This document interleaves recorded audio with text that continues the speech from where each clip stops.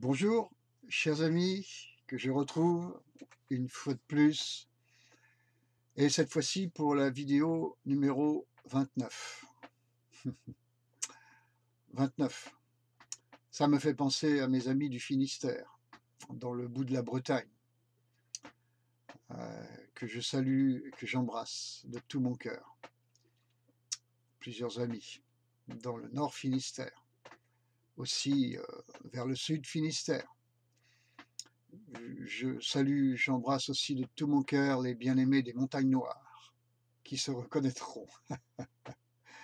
Je les embrasse dans la tendresse du Seigneur. Le Finistère, Penarbed, comme disent les Bretons, le nez de la terre. Tu bénis cette terre, Seigneur, abondamment, richement. Amen. Venons-en à cette vidéo 29, mes amis. Vous vous souvenez, dans la précédente, la numéro 28, je l'avais intitulée « Prêt à mourir », prêt à mourir, pour que le plan de Dieu s'accomplisse. Ainsi, prêt à mourir pour le Seigneur, pour Israël, pour son plan, pour cette nation, pour ses amis, pour sa famille, pour ses proches, etc. Peut-être quelques-uns d'entre vous se sont dit, il manque un élément sur cette liste-là. C'est cet élément que je rajoute aujourd'hui dans cette vidéo numéro 29. Prêt à mourir, mes amis. Prêt à mourir pour le Seigneur. Amen. Par la foi, on peut l'envisager. Pour Israël, par passion, par compréhension du plan de Dieu, on peut l'envisager aussi.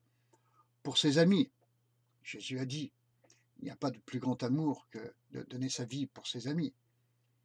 Eh bien qu'il ait dit ça, cette parole quelque part presque étonnante, je vous propose aujourd'hui de réfléchir et de méditer sur la question, le sujet d'être prêt à mourir, mais cette fois-ci pour nos ennemis. Pour nos ennemis. C'est-à-dire qu'on va encore plus loin cette fois-ci. Mourir pour nos ennemis, mes amis. Vous avouerez avec moi, c'est pas très naturel, n'est-ce pas? C'est pas dans la nature humaine de mourir pour ses ennemis. Oui, mais c'est dans celle du Seigneur. Notre Dieu, c'est dans sa nature divine. Et si vous êtes né de nouveau, si vous avez reçu le Saint-Esprit, la nature divine vous habite et m'habite. Alors, mourir pour ses ennemis, ouais, comme Jésus, qui mourut pour le salut de Pilate, par exemple. Pilate qui le fit crucifier. Tout simplement, mourir pour ses ennemis, être prêt à le faire, c'est être prêt à suivre Jésus jusqu'au bout. Je pense à ce petit chant qui dit « Jusqu'au bout, je veux te suivre dans les bons, les mauvais jours. À toi pour mourir et vivre, à toi Jésus pour toujours. » Bien-aimés, je pense aussi aux années 70. Qu'est-ce qu'elles viennent faire dans cette vidéo, les années 70? Eh bien, dans les milieux chrétiens où l'on était préoccupé de la persécution, et notamment à l'époque, en particulier en URSS, il y avait un livre qui circulait dans nos milieux, s'intitulant « Pardonne-moi, Natacha ». Pardonne-moi, Natacha. Ce livre qui racontait, et il est toujours trouvable sur Amazon, sans vouloir faire de pub pour ce support, ce livre racontait comment Natacha, cette jeune femme chrétienne, avait amené son bourreau, Sergueï, à la repentance et à la foi en Jésus-Christ. Natacha avait donné sa vie pour son ennemi, son bourreau, son gardien de prison, qui la frappait, qui la torturait, ce Sergueï Kourdakov. Vous pouvez trouver ce livre, Pardonne-moi Natacha, sur Amazon ou sur d'autres supports. Vous pouvez l'acheter, ça ne vous ruinera pas. Vous aurez une parfaite illustration du sujet que je veux soulever aujourd'hui dans cette vidéo. C'est un livre difficile à lire, mais en même temps merveilleux, extraordinaire. Maintenant, je vais quand même vous parler un petit peu de la parole de Dieu. Épître aux Romains, chapitre 5, verset 10. L'apôtre Paul nous dit ceci. Lorsque nous étions ennemis du Seigneur, nous avons été réconciliés avec Dieu le Père par la mort de son Fils. Lorsque nous étions ennemis, il nous a réconciliés avec lui, Dieu le Père, par son Fils Jésus-Christ. C'est l'Évangile. Acte 7, verset 59. Petite question, parce que dans Acte 7, verset 59, ça parle d'Étienne. Il est en train de mourir. Alors, à ce propos, Étienne est-il mort, par exemple, pour le salut de Saül, de Saul de Tarse, pardon. Est-il mort, Étienne, pour le salut de Saul de Tarse? Eh bien, je crois qu'entre autres, oui. Acte chapitre 9, verset 5. Peu de temps après cet épisode, où Saul de Tarse est là comme complice de ceux qui sont en train de lapider et mettre à mort Étienne. Acte chapitre 9, verset 5. Peu de temps après, Jésus apparaît, comme vous le savez, à Saul de Tarse sur le chemin de Damas, et il lui dit « Je suis Jésus que tu persécutes ». Saul de Tarse avait participé à la persécution d'Étienne.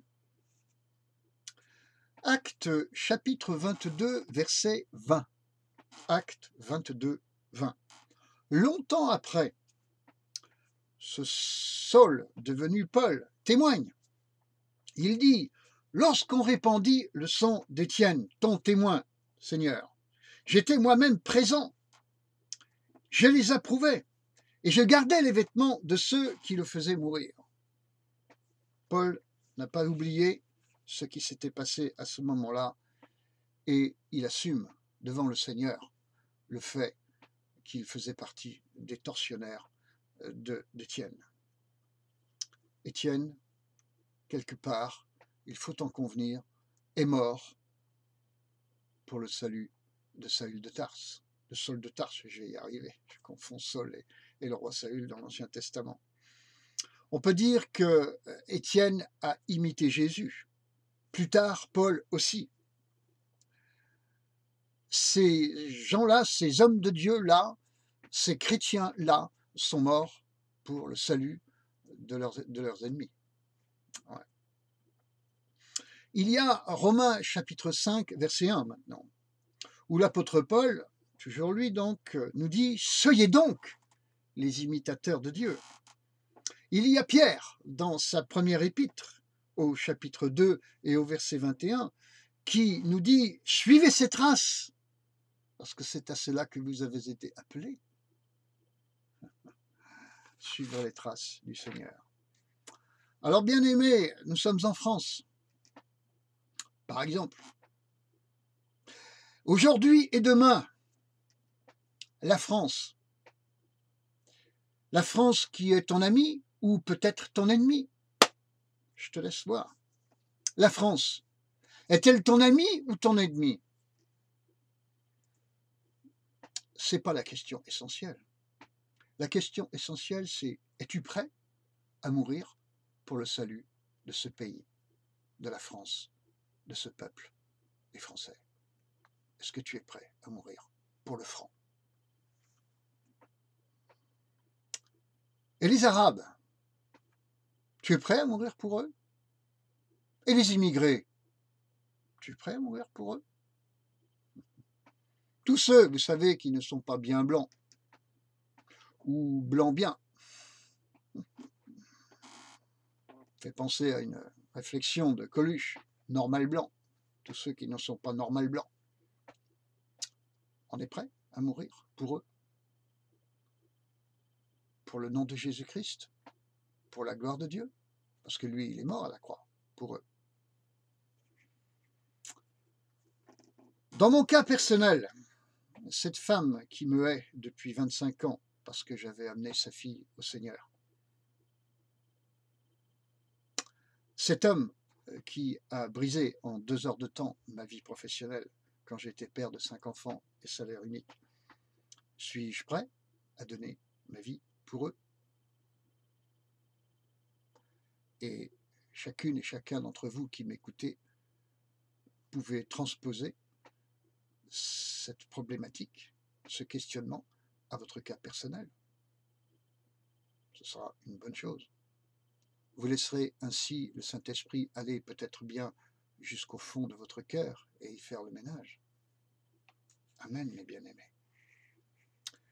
Chers pasteurs, responsables d'église, chers membres d'église, chers anciens, quand les autorités s'empareront de vos murs d'église, vous serez prêts à donner votre vie pour elles? Je parle des autorités. Par amour pour le Seigneur, pour la gloire de Dieu, pour que ces personnes, ces autorités, ces hommes, ces femmes soient sauvés, car le Seigneur, sur la croix, a donné sa vie pour ces gens-là, bien-aimés. Les ministres et ministresses qui nous sont hostiles, et leurs inspirateurs franc-maçonniques, ces journalistes babyloniens, ce voisin prêt à nous trahir quand l'occasion lui en serait donnée, comme ce collègue de travail, ce chef et ce patron, prêt à mourir pour ces gens-là? Bien-aimés? Prêt à mourir pour ces gens-là? Pour qu'ils connaissent le Seigneur? Pour la gloire de Dieu? Aujourd'hui, bien-aimés, dans la bouche de beaucoup de chrétiens, peut-être dans certaines bouches parmi ceux et celles qui m'écoutent en ce moment, se trouvent beaucoup d'incantations violentes, voire haineuses contre les ennemis. Mais ce n'est pas l'œuvre de Dieu. L'Esprit de Dieu te dit, mon frère, ma sœur, es-tu prêt à mourir pour le salut de ton ennemi, plutôt que de perdre ton temps, ton énergie et de pécher en vociférant des incantations contre tes ennemis?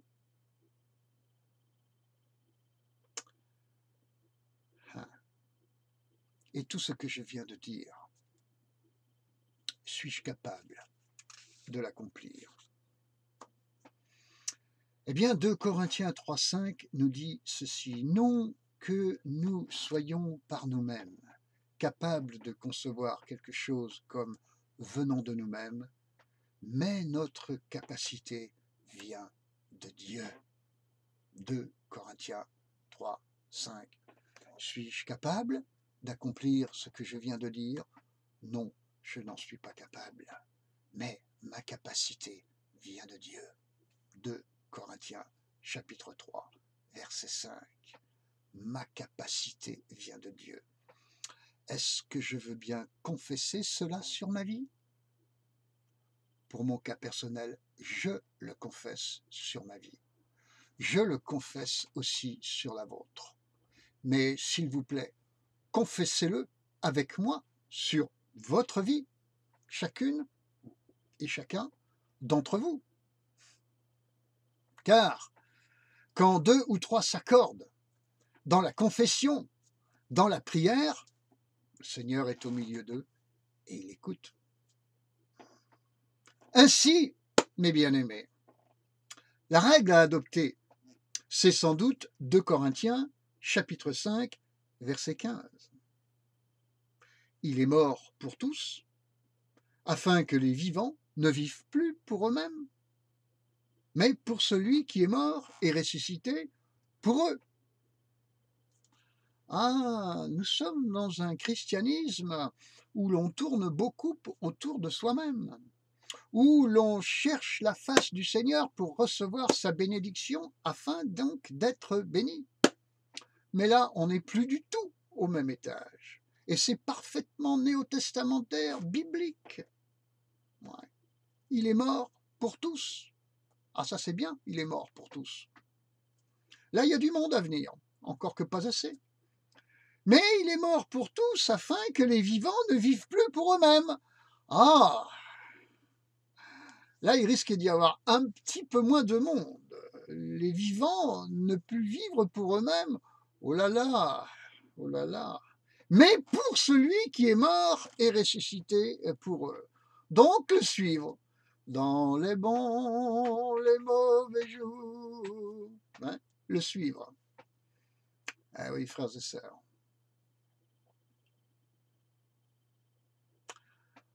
Si tu n'as pas donné toute ta vie, peut-être que tu n'as rien donné du tout de ta vie, mon frère, ma sœur. Amen. Philippiens 2,13. C'est lui qui produit en nous le vouloir et le faire. Je vais confesser cela sur ma vie. Je confesse cela sur la vôtre. Confessez aussi cela sur votre vie, mes amis. Ainsi que 2 Corinthiens 3,5. Ma capacité vient de Dieu. Je ne vais pas me livrer à une sensibilité, je veux dire par là, essayer d'évaluer ce que je suis capable de faire, m'écouter. Voilà, c'est ce que je voulais dire, je vais y arriver. Je ne vais pas m'écouter, je vais t'écouter toi, Seigneur. Le monde fonctionne de la manière suivante, il s'écoute. Le monde de Dieu fonctionne à l'inverse, il écoute le Seigneur. Il écoute le Seigneur. Amen, frères et sœurs. Et le Seigneur nous dit, ma capacité, elle est en toi, elle vient de toi, elle vient de moi. Donc, je ne m'appuie pas sur moi-même, mais je m'appuie sur toi, Seigneur, toi qui es l'Esprit. Que ta personne et ta puissance se déploient en moi. Depuis le centre de ma moelle épinière jusqu'au bout de mes cheveux, jusqu'au bout de mes mains, jusqu'au bout de moi-même, jusqu'au plus profond de moi. Remplis-moi de ta capacité et je proclame au nom de Jésus-Christ que tu le fais. Alors j'ajouterai peut-être une dernière prière, je viens d'en faire une, qui se situe dans Hébreux chapitre 13, versets 20 et 21, qui nous dit ceci. L'auteur de l'épître aux Hébreux nous dit ceci, que le Dieu de paix, amen, le Dieu de paix, je ne vous dis pas de stresser sur le sujet, que le Dieu de paix, qui a ramené d'entre les morts le grand berger des brebis, par le sang d'une alliance éternelle, notre Seigneur Jésus, vous rende apte. C'est lui qui nous rend apte. Tu ne te rends pas apte. N'essaie pas d'être apte. C'est lui, le Seigneur Jésus, le grand berger des brebis, qui nous rend apte, amen, à tout ce qui est bien pour faire sa volonté. Qu'il fasse en nous ce qui lui est agréable, par Jésus-Christ, à qui soit la gloire au siècle des siècles. Amen. Hébreux chapitre 13, versets 20 et 21. Voilà une formidable prière. Voilà une formidable confession de foi à proclamer sur soi-même. Mon Dieu, je déclare que tu me rends apte à faire tout ce qui t'est agréable, à faire ta volonté. Tu me rends apte à aimer mes ennemis, à prier pour eux, et non pas à perdre mon temps, et non pas que je perde mon temps à vociférer contre eux. Tu me rends apte à les aimer, à prier pour eux, à les porter devant toi, et même à mourir pour eux, pour leur salut s'il le fallait. Tu me rends apte à ça, Seigneur Jésus-Christ. Et vous aurez la paix, mes amis, profonde, indicible, surnaturelle, dans le fond de votre être. La paix. Je crois même, non seulement vous aurez la paix dans votre esprit, sachant que vous obéissez au Seigneur, mais vous aurez une profonde guérison dans votre âme en agissant ainsi. Et même une profonde guérison dans votre corps, dans votre santé, en agissant ainsi, frères et sœurs. Dieu est bon. C'est dans ces chemins-là qu'il nous conduit, frères et sœurs. Je n'ai rien d'autre à rajouter pour cette fois-ci. Soyons prêts à donner notre vie pour quiconque, car Dieu a tant aimé le monde qu'il a donné son Fils. Et nous, chrétiens, nous sommes qui? Nous sommes quoi? Mais des imitateurs du Seigneur, qui a donné sa vie pour le monde, l'ayant tant aimé, ce monde. Avons-nous autre chose à faire? Pour faire cela, il a été baptisé du Saint-Esprit. Soyez à nouveau baptisés, ensevelis dans le Saint-Esprit, qui vous rend apte à faire ces choses. Croyez-moi, au moment de pratiquer ces choses, l'Esprit de Dieu, l'Esprit de grâce, l'Esprit de gloire reposera et repose sur vous au nom de Jésus-Christ. Au nom de Jésus-Christ, notre merveilleux Seigneur, qui lui a donné sa vie pour nous, pour Pilate, pour Anne, pour Caïphe, pour ceux qui le crucifiaient, juifs comme romains. Il l'a fait. Et nous aussi, nous l'imitons, nous le faisons. Nous allons vers ces choses. À lui soit toute la gloire, l'honneur, que toutes ses volontés s'accomplissent, que ses plans s'accomplissent. Il est là, le plan de Dieu. Grâce et paix sur vous, au nom de Jésus-Christ, mes bien-aimés. Amen.